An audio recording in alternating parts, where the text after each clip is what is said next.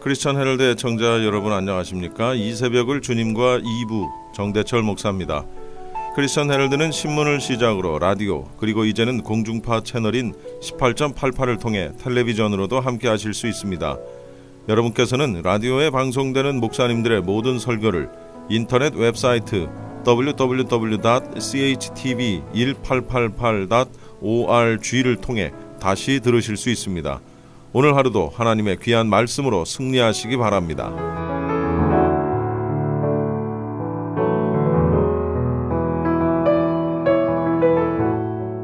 이 시간에는 주예수 사랑교회 김준식 목사님께서 누가복음 1장 26절로 38절까지를 본문으로 왜 하나님은 마리아를 택하셨는가라는 제목의 설교 말씀해 주시겠습니다. 누가복음 1장 26절에서 38절 말씀을 본문으로 하나님은 왜 마리아를 선택하셨는가에 대해서 말씀드리겠습니다. 첫째로 하나님은 왜 마리아를 선택하셨는가에 대한 질문을 하게 된 동기에 대해서 말씀드리겠습니다. 하나님은 왜 마리아를 선택하셨는가에 대한 질문을 하게 된 동기를 말하자면 창세기 3장 15절로 거슬러 올라갑니다. 창세기 3장 15절은 에덴 동산에서 아담과 하와가 먹지 말라 하신 선악을 알게 하는 나무의 과실을 따먹은 후에 인간을 구원하려 오실 메시아에 대한 하나님의 첫 언약입니다. 그때 이후로 모든 인류는 인간으로 오실 메시아를 오매불망 기다리고 있었습니다. 그런데 하나님께서 인간 역사 속으로 들어오실 통로가 필요했습니다. 창세기 3장 15절에서는 여자의 후손이라 했습니다. 그렇다면 그 여자는 누가 될 것인가? 누가 그 통로가 될 것인가? 하나님을 몸에 담을 여자가 누구인가 하는 것입니다. 하나님은 그 여인을 찾고 있었습니다. 디모데전서 2장 15절에 비록 여인이 먼저 죄를 지었지만 메시아를 낳은 축복을 받게 된다고 했습니다. 디모데전서 2장 15절에 그러나 여자들이 만일 정숙함으로써 믿음과 사랑과 거룩함에 거하면 그의 해산함으로 구원을 얻으리라 했습니다. 또 갈라디아 4장 4절에 때가 참에 하나님이 그 아들을 보내사 여자에게서 나게 하시고 하셨는데 이 말씀을 보면 하나님은 당신의 아들을 이 세상에 보내실 모든 상황을 점검하고 계셨습니다. 이 때가 참에란 말은 주님께서 이 세상에 오셔서 이루실 일을 가장 효과적으로 수행하실 그때를 조성하시고 계셨다는 말입니다. 그때는 정치적으로 로마가 주변 나라들을 붙들고 있을 때였습니다. 그래서 팍스 로마나라고 해서 로마가 세상에 전쟁이 없는 평화를 유지하고 있었습니다. 세상이 조용했습니다. 복음을 전하는데 세상이 어지럽고 전쟁이 일어나고 그렇게 번거우려면 안 되는 것입니다. 그리고 로마 시대를 두고 모든 길은 로마로라고 했는데 이 말은 로마가 정복지를 다스리기 위해 길을 닦았습니다. 그 길로 복음이 신속히 모든 지역에 전달될 수 있었습니다. 이 길은 복음 전도자들이 다니는 길이었고 그리고 그 길로 복음서와 서신서의 전달이 쉽게 이루어졌습니다. 또한 언어적으로 통일이 이루어졌습니다. 요즘은 영어가 세계 통용어이듯이 그 당시는 헬라가 세계 통용어였기에 신약 성경도 헬라어로 집필되었습니다. 언어가 다르면 복음을 전달하기가 쉽지 않습니다. 이렇게 하나님은 하나님의 아들을 이 세상에 보내실 완벽한 준비를 갖추어가고 있었습니다.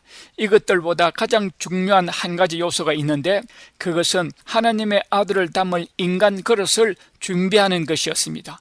그러므로 하나님의 눈은 온 세상을 두루 살피고 있었습니다.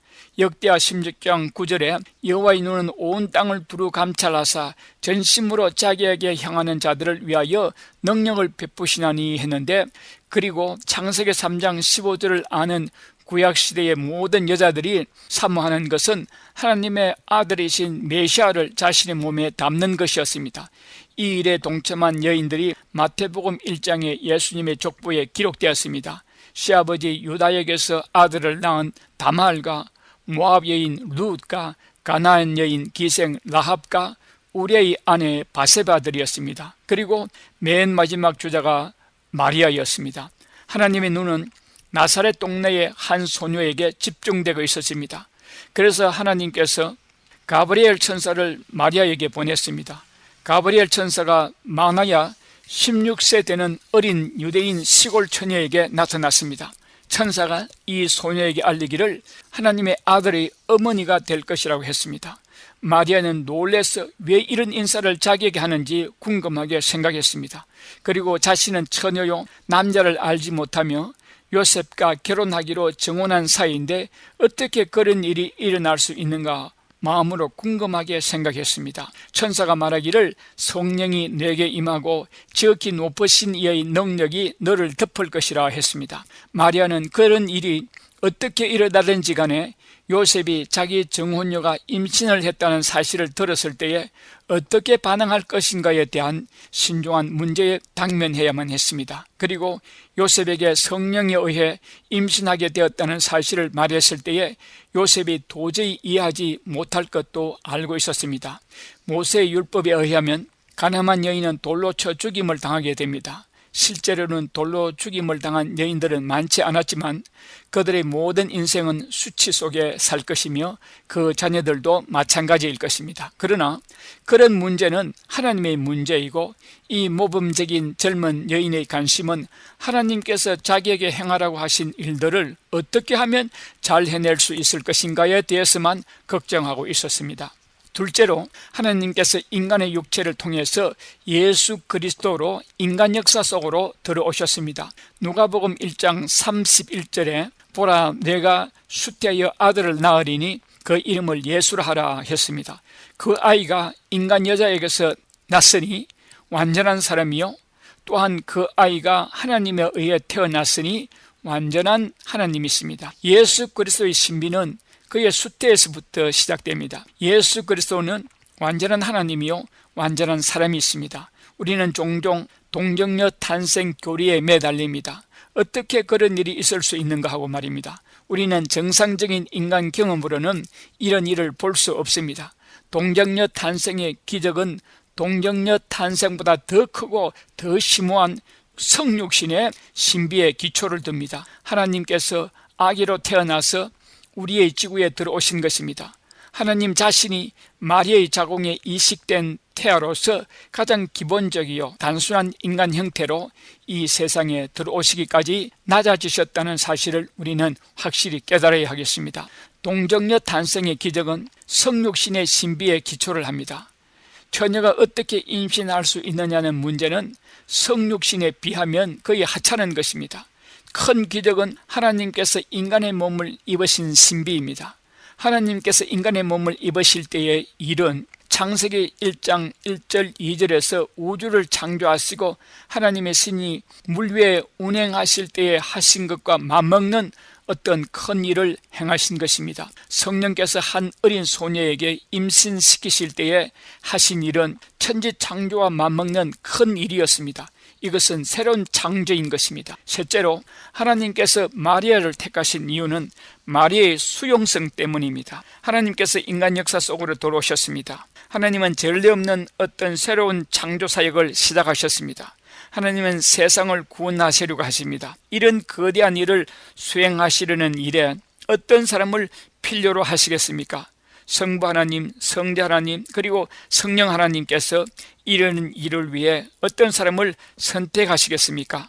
하나님께서 어떤 자질을 가진 사람을 원하시겠습니까? 하나님께서 왜 마리아를 택하셨습니까? 마리아는 명확히 수용적인 사람입니다. 천사가 나타나거나 하나님께서 말씀하실 때에 무서워하지 않았다는 것은 놀라운 일입니다. 마리아를 당황하게 한 것은 하나님께서 하신 말씀의 내용이었습니다. 마리아는 사가랴 제사장과 같지 않았습니다. 사가랴는 자기가 보고 있는 것에 굉장히 두려워했습니다. 누가복음 1장 11절에서 12절 말씀에 주의 사자가 저에게 나타나 향단 우편에 선지라 사가랴가 보고 무서워 놀라워하니 했습니다. 누가복음 1장 29절에 마리아에게 대해서는 처녀가 그 말을 듣고 놀라 이런 인사가 어찌함인고 생각하며 했는데 NIV 영어 성경은 마리아가 놀랐다는 말은 wondered라고 했습니다. 그런데 사가랴의 경우는 was startled, was gripped with fear로 표현했습니다. 이 두 문장을 비교할 때에 마리아는 천사가 나타났을 때에 그의 존재에 대해서는 놀라지 않았지만 그가 전하는 말에 놀랐습니다. 마리아는 자신이 보고 있는 것을 받아들였습니다. 마리아는 하나님께서 말씀하시도록 마음을 열어놓고 있는 그런 자세였습니다. 마리아는 그의 젊은 몸에 하나님의 아들을 수용할 마음을 열어놓았습니다. 우리 역시 하나님의 말씀을 듣고 그 말씀을 우리 마음에 수용할 자세를 갖는 것이 중요합니다. 이것은 우리가 반드시 행해야 할 사항입니다. 우리가 할 수 있는 모든 것은 하나님의 말씀을 수용하는 자세입니다. 동정녀 탄생의 교리는 예수님이 땅으로부터 나신 것이 아니고 위 하늘로부터 오신 것을 말씀합니다. 예수님이 오신 것은 우리의 뜻을 이루기 위해서가 아니고 하나님의 뜻을 이루기 위해서 오셨고 또 오실 것입니다. 우리는 어떤 일이 이루어지기를 원할 때에 거기에 잠자코 서 있지만 마시고 빨리 이루어주세요라고 하는 것이 우리의 습관입니다. 그러나 하나님께서 우리 안에 어떤 일을 행하시기를 원하실 때에 말씀하시기를 너는 어떤 일을 행하려고 하지 말고 거기 가만히 서 있으라고 말씀하십니다. 우리는 우리 삶 속에 하나님께서 어떤 일을 행하시도록 만들 수 없습니다. 우리는 우리 삶 속에 하나님께서 어떤 일을 행하시도록 만들 수 없습니다. 우리는 새로운 삶을 만들어낼 수 없습니다. 우리는 오직 받아들일 뿐입니다. 예수님께서 말씀하시기를 성령님은 바람이 임의로 불어 어디서 오며 어디로 가는지 알 수 없는 것과 같다고 했습니다. 우리가 할 수 있는 최선의 일은 성령의 바람이 불 때에 그 바람을 최고로 받도록 우리의 돛대를 활짝 넓게 펼치는 일입니다. 나다니엘 호돈이 행복에 대해서 말하기를 행복은 나비와 같다고 했습니다. 내가 나비를 잡으려고 하면 나비는 항상 달아나지만 당신이 조용히 앉아있으면 나비가 당신 어깨에 내려앉을 것이다 라고 했습니다. 성령님께서도 그와 같습니다. 우리가 성령을 끌어들이려고 하면 잡히지 않습니다. 성령님이 오실 때에 우리는 그저 모셔드리기만 하면 됩니다. 그러면 우리는 어떻게 하면 수용적인 사람이 될 수 있습니까? 첫째로 우리가 수용적인 사람이 되게 해달라고 하나님께 구해야 합니다. 수용성이란 것도 우리가 그렇게 되겠다고 해서 되는 것이 아닙니다. 그것은 하나님의 선물입니다. 만약 우리가 우리 삶에 하나님께서 그런 은혜를 주시기를 진정으로 원한다면 하나님께 기도하시기 바랍니다. 우리가 진정으로 바라는지 아닌지 모르겠거든 하나님께 진정으로 원하게 해달라고 또한 기도하시기 바랍니다. 핵심적인 것은 성령님의 은사는 우리가 만드는 것이 아니라는 것입니다. 양질의 수용성은 성령님이 우리 안에 만드셔야만 할 어떤 것입니다.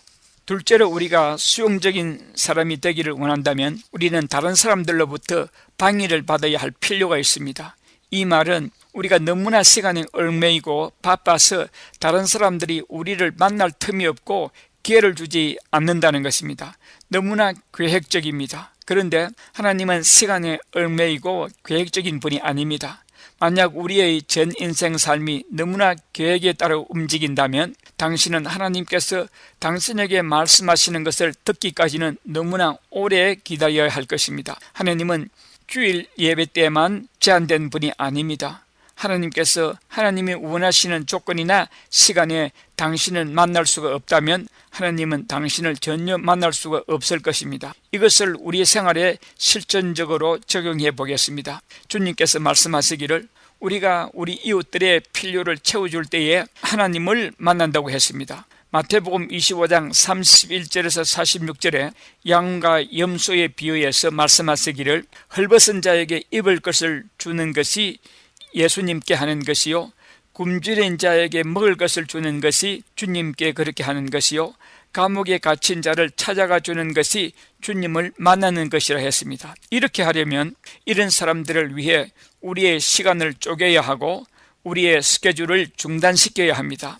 주님이 우리를 만나는 조건이 우리 이웃들의 필요를 채워주는 것이 주님을 만나는 것이라고 했습니다. 우리의 시간, 우리의 조건, 우리의 방법대로 주님을 만나려고 하기 위해 주님의 조건대로 하지 않으면 평생 주님을 만날 수 없습니다. 우리 이웃들의 필요를 채워주기 위해 그들을 영접할 시간이 없으면 우리는 주님을 만날 시간을 가질 수 없습니다.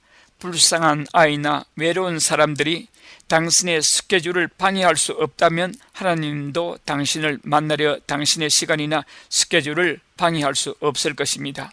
세 번째로 수용적인 사람은 기대하는 마음 자세를 갖습니다. 우리는 하나님께서 우리를 알아주기를 원합니다. 우리는 하나님께서 어떻게 언제 행할지 조정할 수 없지만 우리는 하나님의 약속을 신뢰할 수 있으며 하나님께서 일하시도록 기대하는 가운데 기다릴 수 있습니다. 우리 주님이 즐겨 사용하시는 표현 중에 하나는 귀 있는 자는 들을지어다 입니다. 우리는 주님의 말씀을 듣기 위해 눈을 크게 뜨고 기대해야 할 것입니다. 우리가 하나님께 예배드리러 올 때에 하나님께서 우리를 만나 주실 것에 대한 기대를 해야 합니다. 넷째로 하나님께서 마리아를 선택하신 것은 마리아의 겸손함입니다. 누가복음 1장 28절에 그에게 들어가 가로되 은혜를 받은 자여 평안할지어다 주께서 너와 함께 하시도다 하니 했습니다. 이 말이 마리아를 당황케 했습니다. 이 말은 마리아를 칭송하는 말입니다. 왜 마리아가 이런 말을 들어야 했습니까? 처녀로서 그녀의 평판과 심지어는 목숨까지도 위태로울지도 모르는데 아이를 임신할 것이라는 말에 오직 말하기를 주의 계집종이오니 주의 말씀대로 내게 이루어지다 했습니다. 마리아로서는 하나님께서 그녀를 통해서 그리고 그녀 안에서 행하시고자 하는 일은 모든 것이 직통적입니다. 하나님은 겸손한 자와 낮은 자와 함께 거하십니다.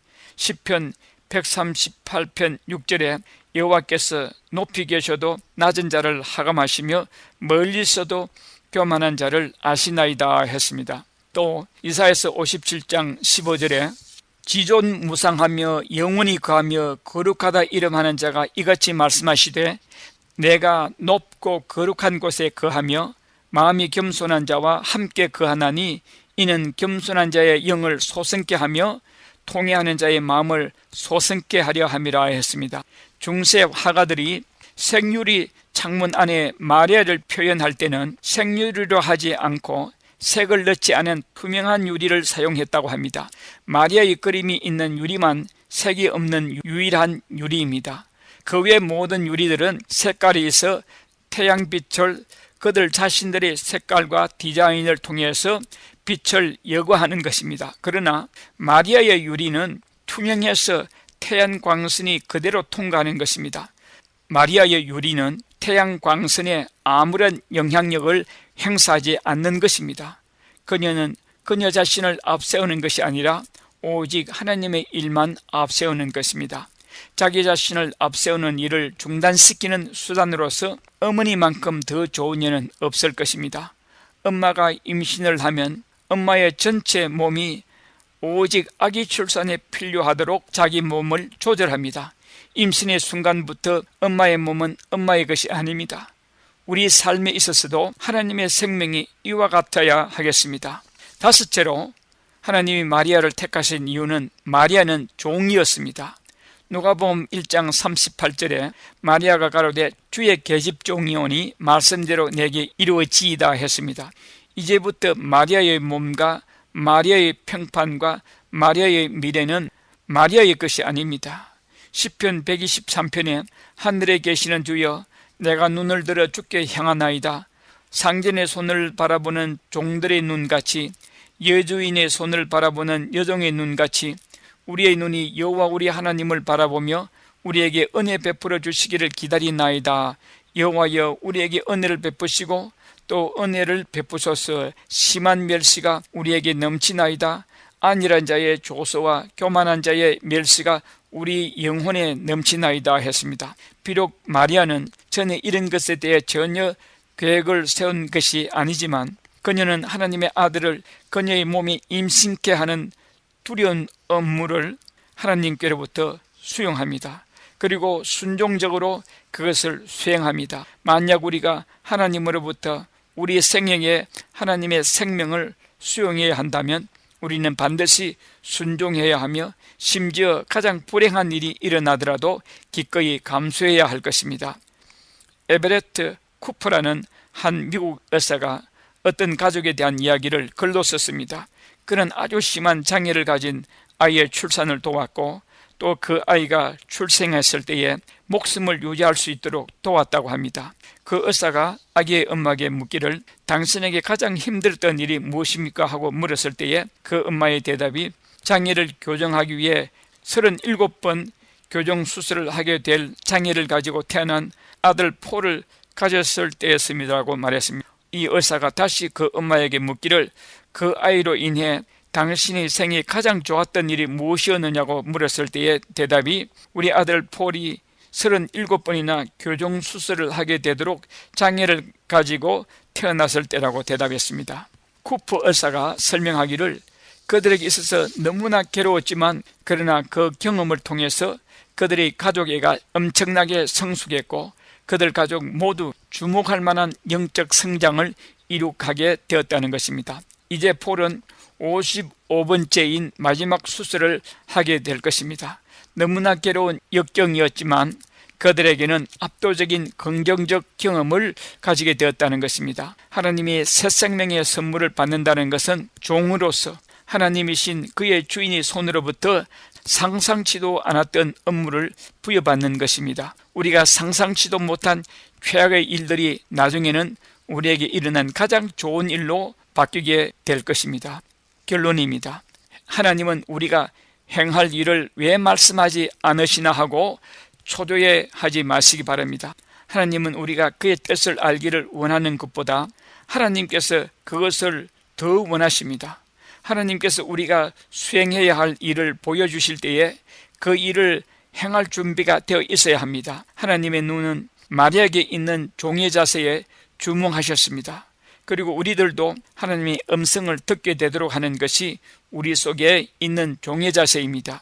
인간 역사의 모든 과정은 마리아에 의한 선택과 결심과 응답에 의해 결정된 것입니다. 어떤 사람이 글을 읽었는데 가브리엘 천사가 마리아를 대면했을 때의 일을 묘사한 글입니다. 가브리엘이 하나님으로부터 마리아에게 줄 메시지를 받아서 마리아에게 전달하면서 말하기를 마리아야 두려워하지 말라고 했는데 그런데 실은 천사 자신이 떨고 있었음을 마리아가 눈치채지 않기를 바랐을 것이라고 했습니다.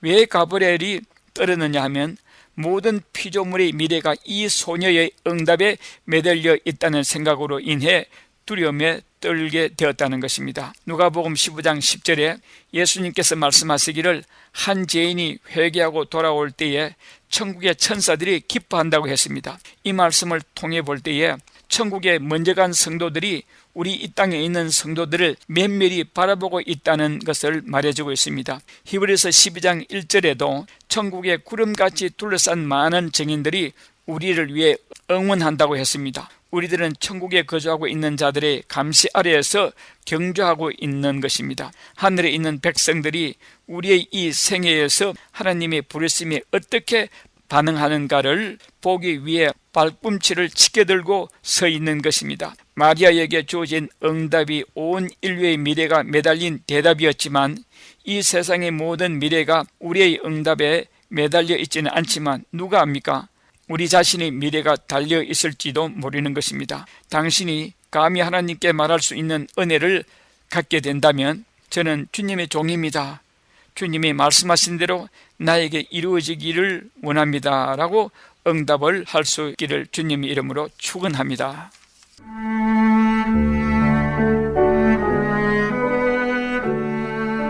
지금까지 주예수 사랑교회 김준식 목사님의 귀한 말씀이었습니다. 주예수 사랑교회는 17910 사우스 프레얼리 애비뉴 토렌스에 위치하고 있으며 주일 오전 11시 예배가 있습니다.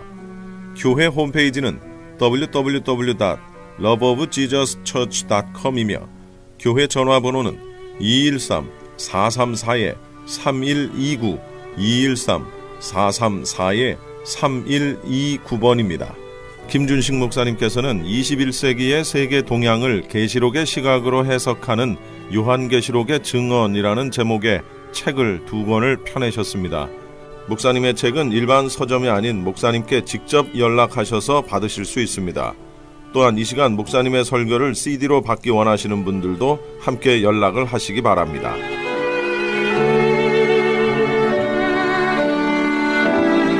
이어서 은혜와 평강교회 곽덕근 목사님께서 데살로니가 전서 2장 13절부터 20절까지를 본문으로 영광과 기쁨이 되는 교회라는 제목의 설교 말씀해 주시겠습니다.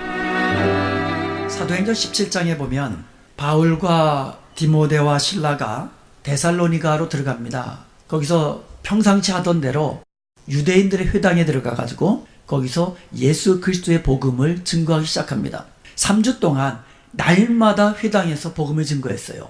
그런데 그들이 전하는 복음에 능력이 나타났어요. 그래서 그 복음의 말씀을 듣고 경건한 헬라 사람들이 예수님을 믿겠다고 한 겁니다. 거기다 귀족들과 상류층에 속하는 귀부인들이 예수님을 믿게 된 겁니다. 그들을 중심으로 해서 야손이라는 사람의 집에 들어가서 얼마 동안 말씀을 가르치기 시작합니다. 여러분 전도를 해보셔서 알겠지만 한 사람 전도해서 그 영혼이 예수님을 믿고 구원받게 하는 거 얼마나 어렵습니까? 그리고요, 예수님을 믿었다 할지라도 그 사람이 변화된 삶을 사는 것이 또 얼마나 어렵습니까? 그런데 놀라운 것은요, 이 데살로니가 교회가 개척교회입니다. 예수님을 믿은 지 얼마 안 되는 그 사람들이 삶이 변하기 시작합니다. 우상을 버리고요, 하나님만 섬기기 시작합니다. 고난이 찾아오고 핍박이 찾아옵니다. 환난 속에서도 그들은 끝까지 그 믿음, 예수님 믿은 지 얼마 안 되지만 그 믿음을 붙잡고 믿음 생활을 하기 시작을 합니다. 이 얼마나 놀라운 일입니까? 바울은 그곳에서 얼마 되지 않은 기간 동안에 복음을 증거했는데 유대인들이 폭동을 일으킵니다. 그리고 사도 바울을 잡으려고 쫓아다니기 시작을 합니다. 이것을 안 예수님을, 바울이 전하는 복음을 듣고 예수님을 믿은 바울의 제자들이 이 사실을 알고는 밤중에 사도 바울을 피신을 시킵니다. 바울은요, 피신을 했지만 데살로니가 교회 성도들이 늘 염려가 되는 거예요. 그래서 오늘 본문에도 나와 있지만 한 번, 두 번 가기를 원했어요. 몸은 멀리 떠나 있지만 마음은 항상 데살로니가 교회에 있다고 그렇게 고백을 하는 겁니다. 이렇게 늘 안타까운 마음으로 데살로니가 교회를 생각하고 늘 기도하고 있었는데 얼마 되지 않아서 데살로니가 교회의 소식을 듣습니다. 그 소식을 듣고는 이 바울이 너무너무 감격한 겁니다. 너무너무 감사가 넘친 겁니다. 데살로니가 교회가요, 믿는 자들의 본이 되는 그 믿음의 역사와 사랑의 수고와 소망에 인내하는 아름다운 모습이 각처에게 퍼져나가는 이와 같은 소식을 바울이 듣게 된 것입니다. 그래가지고 이 바울이 한번 직접 가가지고 그들의 얼굴을 보면서 말씀 안에서 교제를 하고 싶어서 늘 가고자 하는 마음이 있었는데 사탄이 그 길을 막았다고 했습니다. 가고 싶은데 사탄이 그 길을 막은 겁니다. 방해를 한 겁니다. 그래서 할 수 없이 편지를 쓴 것이 데살로니가 전서입니다.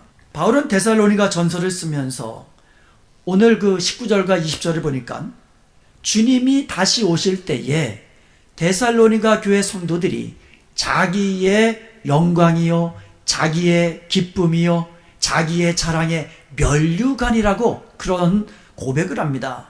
그러므로 오늘 말씀을 통하여서 우리 은혜평강교회 우리 여러분 성도들이 주님 앞에 갔을 때에 저의 영광이요, 저의 기쁨이 되기를 원합니다.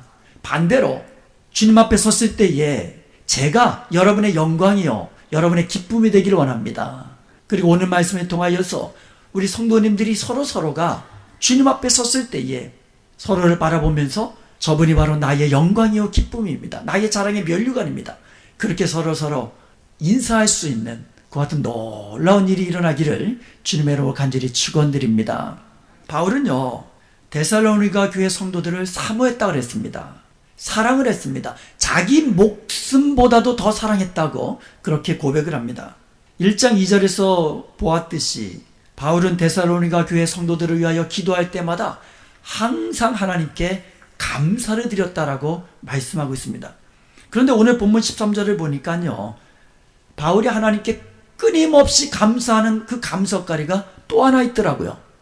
그게 뭐냐니까 13절을 다시 한번 봅니다. 이러므로 우리가 하나님께 끊임없이 감사함은 너희가 우리에게 들은 바 하나님의 말씀을 받을 때에 사람의 말로 받지 아니하고 하나님의 말씀으로 받음이니 진실로 그러하도다. 이 말씀이 또한 너희 믿는 자 가운데서 역사하느니라. 아멘. 바울은 길지 않은 그 짧은 기간 동안에 데살로니가 교회 성도들을요, 유순한 유모처럼 그렇게 사랑으로 섬겨주었습니다. 동시에 바울은요, 엄한 아버지처럼 권면하기도 하고요, 위로하기도 하고요, 말씀으로 경계했습니다. 훈계하기도 하고 책망하기도 했다라는 것이지요. 데살로니가 교회가요, 예수님을 믿은 지 얼마 안 되는 개척교회였습니다. 그럼에도 불구하고 바울이 아버지같이 담대하게 하나님의 말씀을 증거할 수 있었던 그 이유가 무엇이냐? 오늘 본문에 그 이유가 나오더라 이거예요. 그들이 바울의 말을 들을 때에 사람의 말로 들은 것이 아니라 하나님의 말씀으로 들었다라는 거예요. 바울이 어떤 책망을 해도, 바울이 어떤 훈계를 하고 어떤 권면을 하더라도 하나님의 말씀으로 들었다는 겁니다. 그랬더니 그 말씀이 믿는 자 가운데서 역사된 줄로 믿습니다. 이것이 바울에게 있어서 큰 자랑거리요, 감사거리였다는 거예요. 지난 주일날 제가 여러분에게 말씀드렸잖아요. 이런 면에 있어서 여러분이 바로 저의 자랑거리고 감사거리입니다.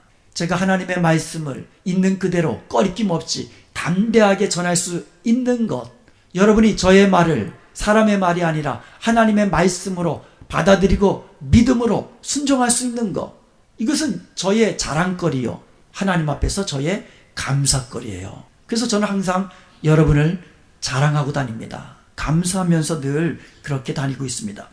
데살로니가 교회가 짧은 기간 동안에 복음 안에서 놀라운 열매를 맺을 수 있었던 것, 그 비밀이 바로 본문 13절에 나와 있다는 것이에요. 그들이 바울의 말을 사람의 말이 아니라 하나님의 말씀으로 받고 믿고 순종했기 때문에 비록 짧은 기간이었지만 데살로니가 교회 성도들은요, 엄청난 삶의 변화가 있게 된 줄로 믿습니다. 그들의 변화된 모습이 모든 믿는 자들에게 본이 되었고요, 각처에 아름다운 믿음의 소문이 퍼져나가게 된 줄로 믿습니다. 하나님의 말씀은요, 믿는 자 가운데서 역사되는 거예요.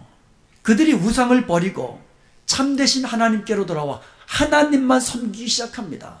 그들은요, 주님의 재림을 사모하면서 거룩하고 정결한 삶을 살기를 시작합니다. 그런 아름다운 소문이 각처에 퍼져나갔던 거예요.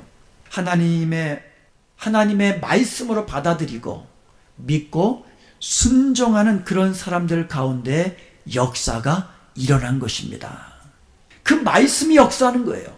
여러분, 우리 다 아시다시피 아무리 우리가 예수 믿는다고 해서 변화의 역사가 금방 일어나는 것도 아니잖아요. 말씀이 역사할 때 그 말씀의 능력으로 변화의 역사가 일어나는 겁니다. 그런데 어떤 말씀이냐? 나에게 주시는 하나님의 말씀으로 내가 받고 믿고 순종해 나갈 때에 그 말씀이 역사하는 줄로 믿습니다.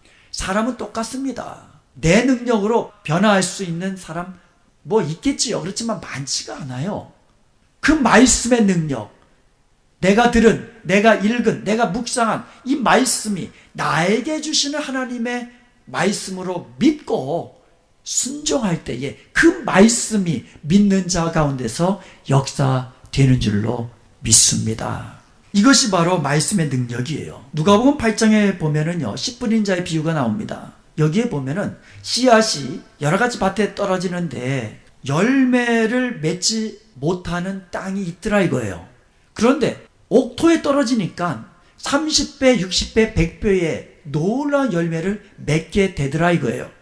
옥토와 같은 마음으로 하나님의 말씀을 간절한 마음으로 받고 그 말씀대로 순종할 때에 그 말씀은 믿는 자 속에서 역사하는 줄로 믿습니다. 믿는 자 속에서 역사하는 거예요. 마가복음 9장에 보면은요, 예수님께서 베드로와 야고보와 요한 세 제자를 데리고 변화산에 올라가십니다. 근데 그 밑에서는 소동이 일어났습니다.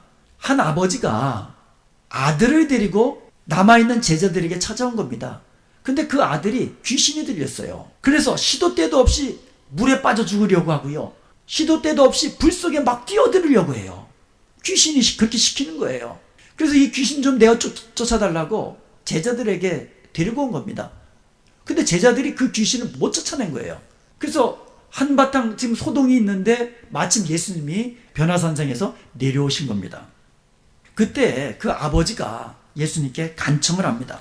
무엇을 하실 수 있거든 우리를 불쌍히 여기사 도와주옵소서. 무엇을 하실 수 있거든. 이것을 영어로 보면 이렇게 되어 있습니다. If you can do anything 이렇게 되어 있어요. If you can do, 능력이란 말이죠. 만약에 예수님 당신이 어떤 것을 하실 수 있는 능력이 있으시거든, 그런 뜻이에요.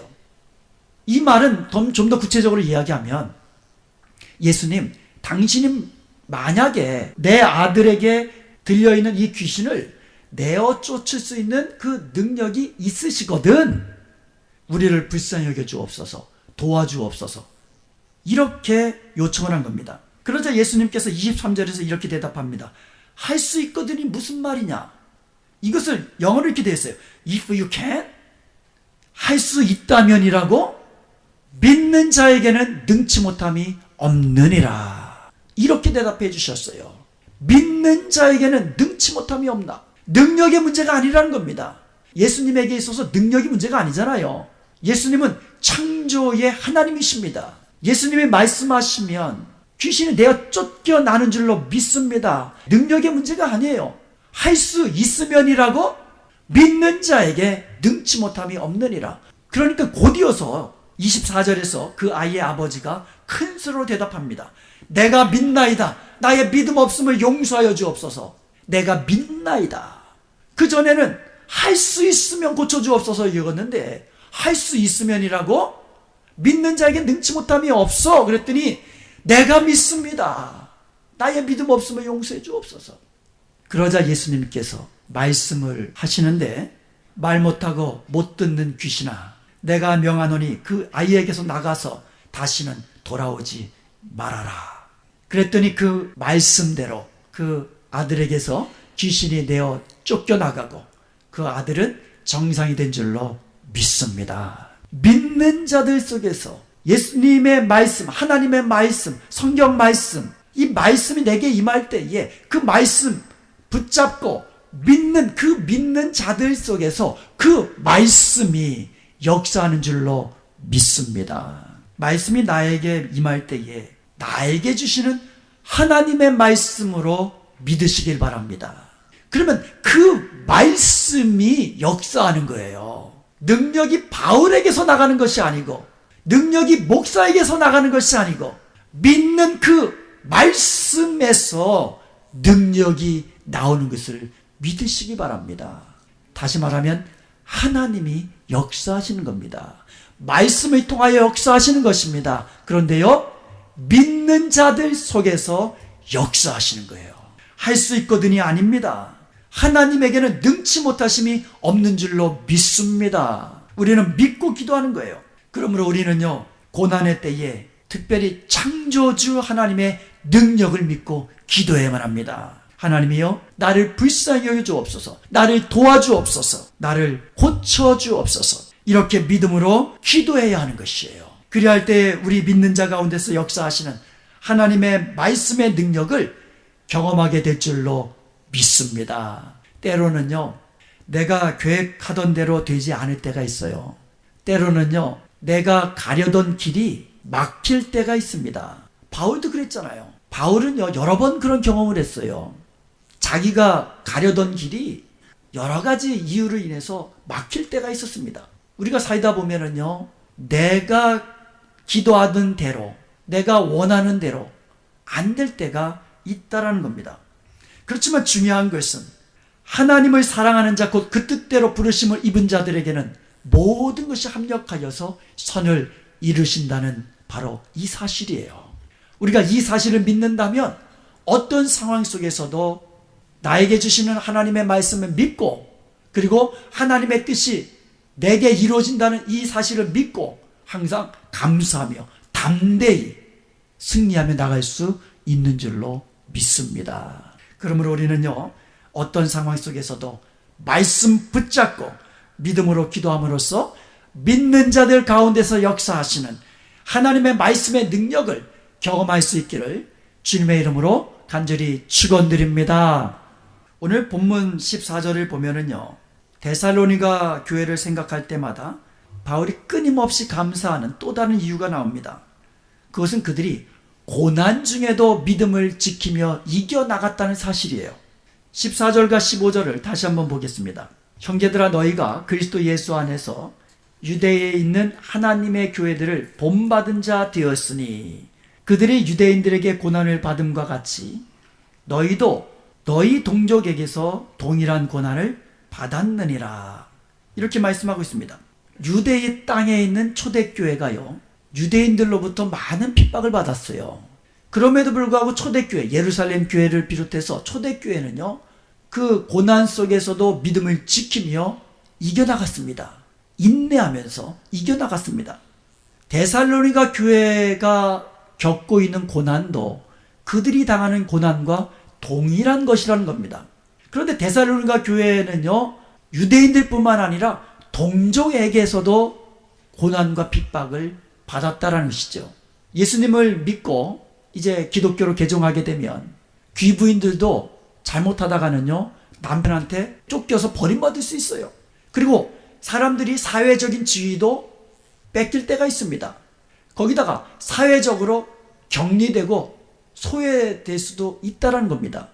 이러한 고난과 핍박이 있었지만 데살로니가 교회들은요, 그 유대에 있는 교회들처럼 고난 속에서도 믿음을 지키며 인내하며 끝까지 이겨 나갔다라는 겁니다. 고난 가운데 견디는 데살로니가 교회의 성도들을 볼 때마다 바울은 그것이 하나님 앞에서 감사거리였고요, 그것이 기쁨이었다라는 겁니다. 고난 중에도 이겨나가는 데살로니가 교회의 성도들이 하나님 앞에서 바울의 자랑거리요, 영광거리요, 감사거리였다는 거예요. 고난이 올 때는 믿음으로 인내해야만 합니다.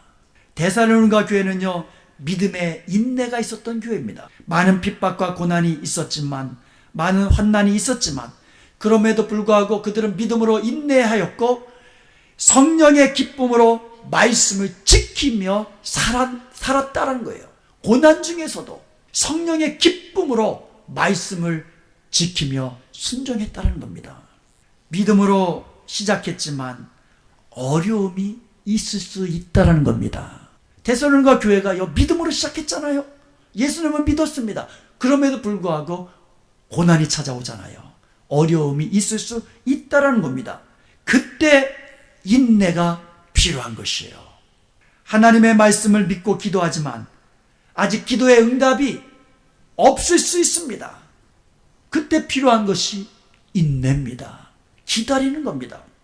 우리의 믿음은요, 고난 속에서 빛나는 거예요. 고난 속에서 빛나는 겁니다. 폭풍우 속에서 누리는 평강이야말로 참된 하나님이 주시는 평강인 줄로 믿습니다. 세상 사람들은 저 사람 저거 지금 울어야 되는 거 아니야? 저 사람 지금 절망해야 되는 거 아니야? 이런 상황인데 오히려 그와 같은 폭풍 중에 평강을 누리며 사는 우리의 모습이 저들의 눈에는 기이한 것이 되는 겁니다. 우리의 믿음은 고난 속에 빛나는 거예요. 만약에 데살로니가 교회 성도들이요, 신앙생활을 평탄하게 쉽게 했었으면 그들의 믿음의 성장 속도가 더딜 수 있었을 것입니다. 그런데 고난이 오히려 그들을 단단하게 연단시킨 겁니다. 그래서 짧은 시간에 그들의 믿음이 굳건한 반석 위에 세워지게 된 줄로 믿습니다. 이 프레드릭 핸델이라는 사람은요, 그의 건강과 그의 인생의 어려움을 겪었던 그런 순간들이 있었습니다.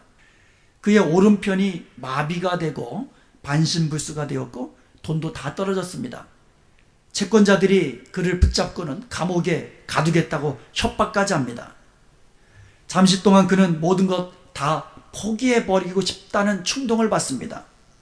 그러나 그는 다시 용기를 얻습니다. 다시 곡을 쓰기 시작합니다. 다시 영감을 얻어서 인류의 정말 역사상 가장 위대하고도 웅대한 명작 메시아가 탄생한 겁니다. 우리가 부활절마다 부르는 찬양이 있잖아요. 할렐루야 할렐루야 할렐루야 할렐루야. 이 놀라운 곡이 그가 고난의 때에 지어졌던 아름다운 곡이었다는 것이에요. 여러분, 십자가 다음에 부활의 영광이 있는 것입니다. 그러므로 고난이 찾아올 때에 그 뒤에 숨겨진 하나님의 축복을 바라보면서 우리는 고난의 때에 두려워할 필요가 없다는 것이에요. 고난의 때에 오직 하나님 주시는 평강을 누리며 믿음으로 주님 붙잡고 하나님이 주시는 말씀 붙잡고 믿음으로 승리하며 나가야 될 줄로 믿습니다. 히브리서 3장 14절에 보면 너희가 시작할 때에 확실한 것을 끝까지 견고히 잡으면 그리스도와 함께 참여한 자가 되리라 말씀하고 있습니다. 히브리서 10장 36절에 보면 너희에게 인내가 필요함은 너희가 하나님의 뜻을 행한 후에 약속을 받기 위함이라 말씀하고 있습니다. 야고보서 5장 11절에 보면 보라 인내하는 자를 우리가 복되다 하나니 너희가 욥의 인내를 들었고 주께서 주신 결말을 보았거니와 주는 가장 자비하시고 긍휼히 여기는 자니시라. 인내하는 자를 복되다 하는 거예요. 우리가 욥의 인내를 보았잖아요. 제가 욥을 생각해 보면서 그 옛날에는 쉽게 설교를 했거든요. 근데 자녀를 낳고 자녀를 키우고 그거 보다 보니까 이게 보통 문제가 아니더라고요. 자기 생명보다도 귀한 아들, 딸들이 그것도 한둘도 아니고 그냥 하루아침에 죽어나가고요. 이 욥이 엄청난 부자거든요. 근데 하루아침에 재산이 없어지고요. 거기다가 몸이 머리끝부터 발끝까지 성한 데가 없어요.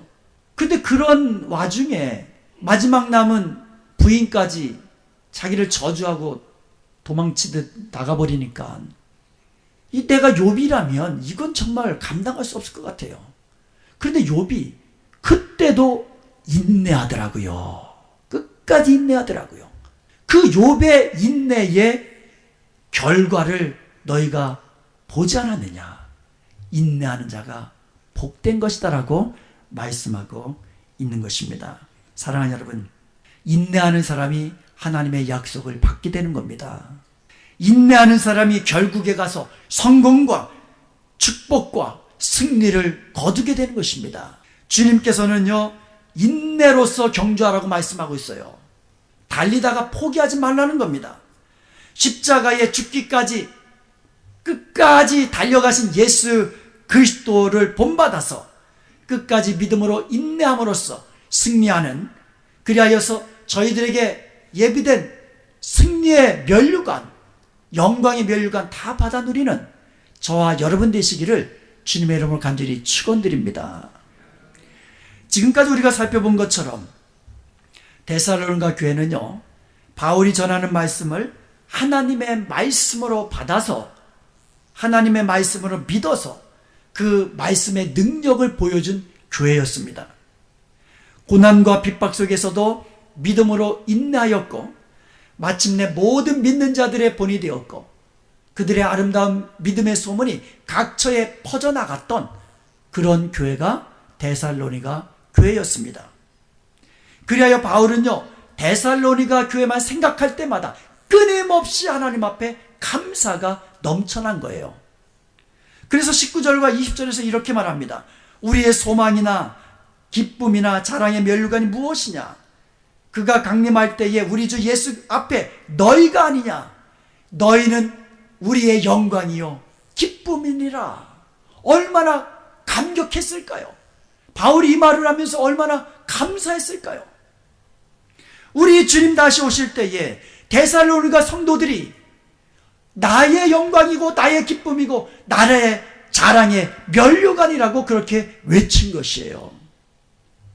다니엘서 2장 3절에 보면 지혜 있는 자는 궁창의 빛과 같이 빛날 것이요 많은 사람을 옳은 대로 돌아오게 한 자는 별과 같이 영원토록 비치리라 말씀하고 있습니다. 사도 바울만이 아니라는 겁니다. 복음을 전하는 모든 그리스도인들이, 구원받은 성도들이 주님 앞에 섰을 때에 저들이 바로 나의 영광이고 저들의 나의 기쁨이고 저들이 나의 자랑의 면류관입니다. 이렇게 소리칠 수 있다라는 겁니다. 지혜로운 자도 마찬가지입니다. 누가 지혜로운 자인지 아십니까? 하나님의 말씀을 분별하고 하나님의 말씀대로 순종하는 그 사람이 지혜 있는 자예요. 이게 지혜 있는 자예요. 이런 사람들이 하나님 앞에서, 주님 앞에서 별과 같이 해처럼 영원토록 비추게 되는 줄로 믿습니다. 천하보다도 귀한 영혼, 한 영혼이라도 구원하여서 천국에서 해처럼 빛나는 저와 여러분이 될 수 있기를 축원드립니다. 그뿐만이 아니에요. 마태복음 10장 42절에 보면 너희 주위에 있는 작은 자들 가운데 하나에게 냉수 한 그릇이라도 주는 자는 내가 진실로 너에게 이르노니 그 사람이 결탄코 상을 잃지 아니하리라 말씀하고 있습니다. 냉수 한 그릇, 목마를 때에 냉수 한 그릇으로 섬기기만 해도 그 사람이 하나님 앞에 섰을 때에 저 사람이 나의 영광이요 기쁨입니다. 이렇게 우리 소리칠 수 있다라는 거예요. 우리가 이 땅에서 섬긴 모든 사람들이 천국에서 우리의 기쁨이 되고 우리의 자랑이 되고 우리의 영광이 되는 줄로 믿습니다. 그리하여서 바울은요, 고린도후서 1장 14절에 이렇게 이야기합니다. 우리 주 예수의 날에는 너희가 우리의 자랑이 되고 우리가 너희의 자랑이 되는 그것을 알기를 원한다. 주님의 날, 주님이 다시 오시는 그날에 너희가 나의 자랑이 되고 내가 너희의 자랑이 되는 것을 알기를 원한다. 사랑하는 여러분, 주님의 날이 옵니다. 주님의 재림의 날은 반드시 있습니다. 오늘 본문 19절에도 주의 강림하실 때에라는 말이 있습니다. 주님이 재림하시는 날은 반드시 옵니다. 주님이 재림하시는 그날에 주님 앞에서 저는 여러분들을 보면서 하나님, 주님 보세요. 이 성도들이 저의 영광이고 저의 자랑이고 저의 면류관입니다. 여러분들은 주님 앞에서 우리 목사님이 저희들의 영광이고 저희들의 자랑이고 저희들의 면류관입니다. 그때 여러분 주위 서로서로를 바라보면서 내가 섬긴 이 사람이 나의 영광이고 나의 자랑입니다. 나의 면류관입니다. 이렇게 서로서로 주님 앞에 기쁨으로 외칠 수 있는, 서로가 서로에게 영광이 되고 서로가 서로에게 기쁨이 되는 그런 교회가 되기를 주님의 이름으로 간절히 축원드립니다. 우리는 모두가 주님의 재림의 날에 함께 주님 앞에 서게 될 성도들입니다. 우리 옆에 계신 분들, 주님이 다시 오시면 함께 주님 앞에 서게 될 그와 같은 성도들이에요. 서로가 서로에게 영광이 되고 기쁨이 되고 면류관이 될 수 있는 그런 성도, 그런 교회 되기를 원합니다. 여러분은 저에게 영광이 되고 기쁨이 되고 또 저는 여러분의 영광이 되고 기쁨이 되도록 함께 주님의 몸된 교회를 든든히 세워나가는 데에 함께 끝까지 믿음으로 달려갈 수 있기를 주님의 이름으로 축원드립니다.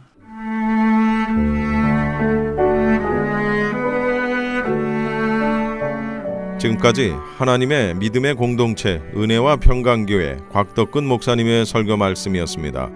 은혜와 평강교회 주일 예배는 오전 10시가 영어 예배, 오전 11시 20분에 한어 예배, 금요 예배는 금요일 오후 8시, 새벽 예배는 매일 새벽 5시 반, 토요일에는 6시에 각각 진행되고 있습니다. 은혜와 평강교회는 9140 해스켈 애비뉴 노스 1에 위치하고 있습니다. 전화번호는 818-894-9266, 894-9266번이며 교회 웹사이트는 gracepeace.org입니다.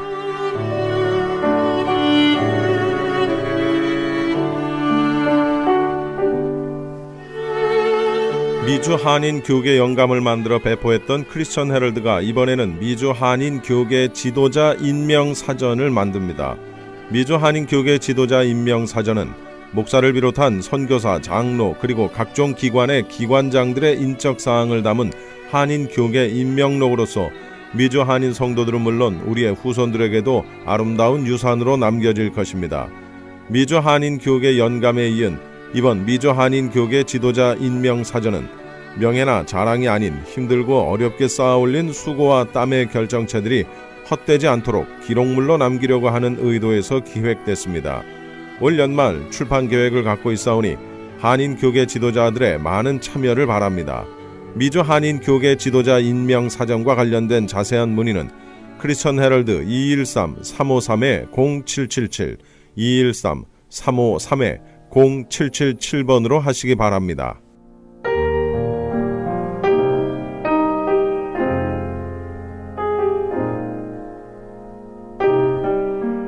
크리스천 헤럴드는 38주년을 맞아 한결같이 지켜주신 하나님께 감사를 드리며 한 영혼이 천하보다 귀하다는 하나님의 말씀으로 한 영혼이라도 복음을 듣고 주께 돌아오기를 간절히 기도하는 마음으로 미디어 선교 사역의 역할을 감당하고 있습니다.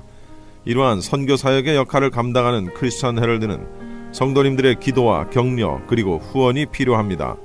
여러분 한 분 한 분이 참여할 때 저희 크리스천 헤럴드는 큰 힘을 얻고 이 일을 계속 감당할 수 있습니다. 사랑하는 성도님들의 후원을 간절히 기다립니다. 후원 방법은 일시금으로 특별 후원금 그리고 매달 10불의 천사 후원금이 있습니다. 여러분의 많은 참여를 부탁드립니다.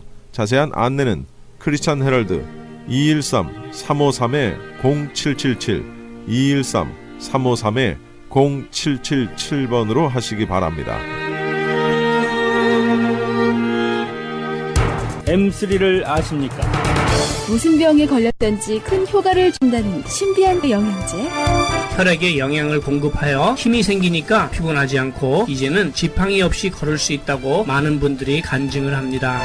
혈액 해독, 기력 회복, 뼈 골수 영양 공급, 심장, 뇌, 혈전 용해. 유태인 회사가 제조한 특수 영양제. M3, 혈액 순환을 잘 되게 하는 최고급 영양제. M3, 크던 작던 아픈 곳이 있다면 M3. 213-435-9600, 213-435-9600번입니다. 정직한 마음으로 권해드립니다.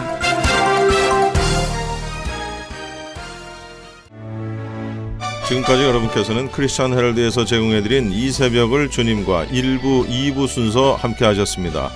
오늘도 주님의 은혜 가운데에서 승리하는 하루 보내시기 바랍니다. 저는 내일 뵙겠습니다. 고맙습니다.